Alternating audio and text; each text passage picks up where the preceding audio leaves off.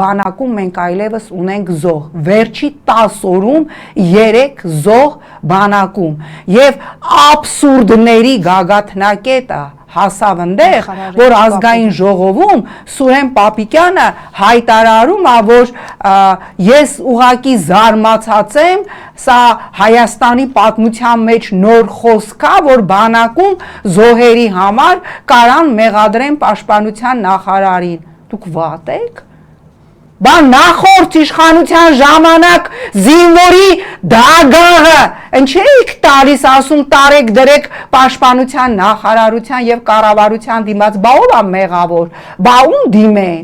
բա ում դիմեն այս կատաստրոֆա դեպքերի համար, երբ որ Սևանի զորամասում էլ ինքնասպան ա լինում պայմանագրային զինծառայողով 2 զավակ ուներ, կինն էլ 3-րդ զավակով հղի էր, բա ով է մեղավոր։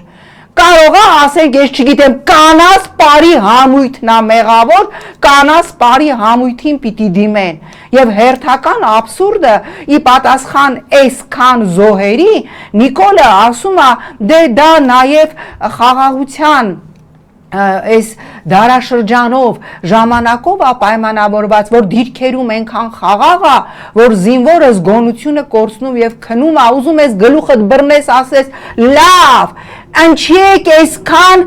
չգիտեմ ինչի տեղ դրել է ժողովրդին, դրել եք, որտեվ այս հասարակության մեջ կա մի հատված, ով կարա հավատա, որ զինվորները ինքնասպան են լինում, որովհետև հաստատվել է խաղաղություն։ Հա, ցավոք սրտի այդ հատվածը կա,